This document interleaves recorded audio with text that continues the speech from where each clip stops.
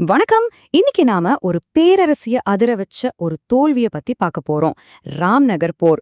இரண்டாம் ஆங்கிலோ சீக்கிய போர்ல நடந்த ரொம்ப முக்கியமான ஆனா அதிகம் பேசப்படாத ஒரு போர் இது. ஒரு சர்ப்ரைஸ் அட்டாக். அது எப்படி ஒரு பெரிய டிசாஸ்டர்ல முடிய வாய்ப்பு இருக்கு? யோசிச்சு பாருங்க. போரோட போக்கையே மாத்தக்கூடிய ஒரு விஷயம் எப்படி மொத்தமா தலைகீழா மாறுது? ராம்நகர் போர்ல பிரிட்டிஷ் சாம்ராஜ்யத்துக்கு அப்படித்தான் ஆச்சு. கேட்கவே ரொம்ப கொடூரமா இருக்குல்ல. இந்த ஒரு வரியே போதும் அந்த களத்துல என்ன நடந்திருக்கும்னு ஊகிக்க. பிரிட்டிஷ் குதிரைப்படைக்கு ஏற்பட்ட அந்த மோசமான நிலைமைக்கு காரணம் என்ன? வாங்க உள்ள போய் என்ன நடந்துச்சுன்னு பாப்போம். சரி, நாம கதையோட நடுவுல இருந்தே ஆரம்பிக்கலாம். நாள் நவம்பர் 22, 1848. ஒரு தாக்குதல் எப்படி தவறா போச்சுன்னு இப்போ பார்க்க போறோம். ஆனா ஒரு நிமிஷம், இந்த நிலைமைக்கு அவங்க எப்படி வந்தாங்க? ஒரு போர் திடீர்னு ஒரு நாள்ல வெடிக்காது இல்லையா? இதுக்கு பின்னாடி ஒரு பெரிய கதை இருக்கு. சோ கொஞ்ச மாசங்களுக்கு முன்னாடி என்ன நடந்துச்சுன்னு பாப்போம். முதல் ஆங்கிலோ சீக்கிய போருக்கு அப்புறம் பஞ்சாபோட கண்ட்ரோல் கிட்டத்தட்ட பிரிட்டிஷ் ஏஜென்ட்கள் கைக்கு போயிடுச்சு. இதனால சீக்கிய கல்சா ராணுவம் பயங்கர கோபத்துல இருந்துச்சு. தங்களை ஏமாத்திட்டாங்க, துரோகம் பண்ணிட்டாங்கன்னு அவங்க மனசுல ஒரு ஆழமான காயம். அதுதான் 2வது போருக்கான பொறிய தட்டி விட்டுச்சு. இங்க பாருங்க, இந்த டைம்லைன்லாம் தெளிவா புரியும். ஏப்ரல் 1848ல முல்தான்ல சின்னதா ஆரம்பிச்ச ஒரு கிளர்ச்சி செப்டம்பர் மாசத்துக்குள்ள ஷேர் சிங் தலைமையில ஒரு பெரிய கிளர்ச்சியா மாறுது. இத ஒடுக்கதான் நவம்பர் மாசம் ஒரு பிரம்மாண்டமான பிரிட்டிஷ் படையோன்னு சேருது. இப்போ ராம்நகர் போருக்கான ஸ்டேட் செட் ஆயிடுச்சு. ஓகே, இப்ப நேரா பேட்டில் ஃபீல்டுக்கே போயிடலாம். ஒரு பக்கம் ஒரு தளபதியோட துணிச்சலான இல்ல பொறுப்பற்ற திட்டம், இன்னொரு பக்கம் புத்திசாலித்தனமா வைக்கப்பட்ட ஒரு பொறி. 2 தளபதிகளுக்கும் நடுவுல இருந்த வித்தியாசத்தை பாருங்க.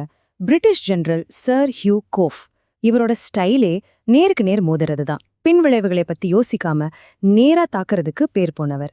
ஆனா சீக்கிய தளபதி ஷேர் சிங் அப்படி இல்ல. ரொம்ப சாமர்த்தியமா ஆற்றோட 2 பக்கமும் தன்னோட படைகளை வலுவா நிறுத்தி ஒரு பக்காவான டிஃபென்சிவ் பிளான் போட்டிருந்தாரு. போர்க்களமே இங்க ஒரு முக்கியமான கேரக்டர். சினாபாற்று படகை பார்க்க சமவெளியா இருந்தாலும் அது ஒரு பெரிய ட்ராப். ஏன்னா அங்கிருந்த மென்மையான மணல் பிரிட்டிஷோட கனமான குதிரைப்படைக்கும் பீரங்கிகளுக்கும் ஒரு யமன் மாதிரி. ஷேர் சிங் இதை சரியா பயன்படுத்திக்கிட்டார். இது தற்செயலா நடக்கல, இது ஒரு மாஸ்டர் பிளான். அப்போ கோஃபோட பிளான் என்ன? ரொம்ப சிம்பிள். விடியற்காலையில திடீர்னு தாக்கி சீக்கியர்கள் கட்டுப்பாட்டுல இருக்கிற ஆற்று பாதைகளை கைப்பற்றணும். அவரோட பலம், வேகமும் சர்ப்ரைஸும் தான்.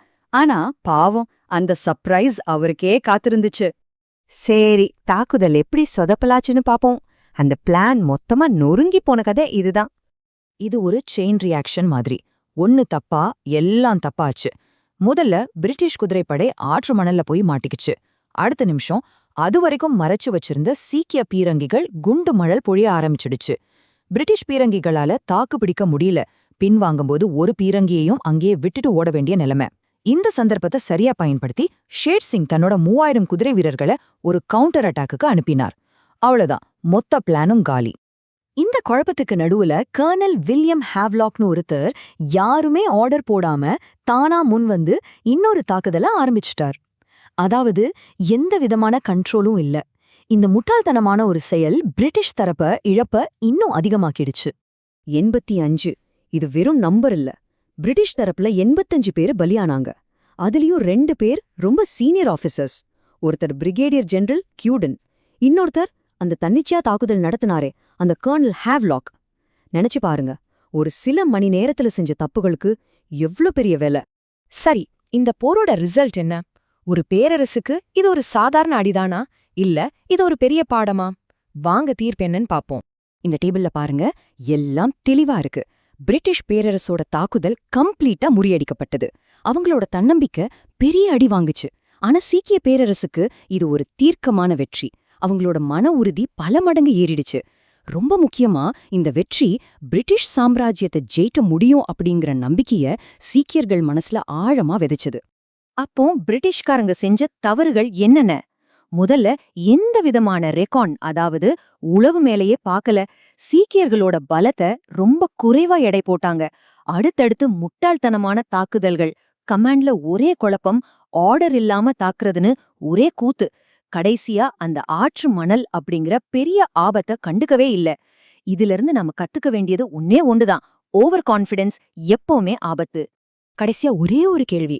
இந்த ராம்நகர் போருங்கிறது பிரிட்டிஷுக்கு அதிர்ஷ்டமில்லாம நடந்த ஒரு சம்பவமா, இல்ல எவ்வளவு பெரிய சக்தியா இருந்தாலும் சரியான திட்டம் இருந்தா வீழ்த்திடலான்னு காட்டின ஒரு எச்சரிக்கையா?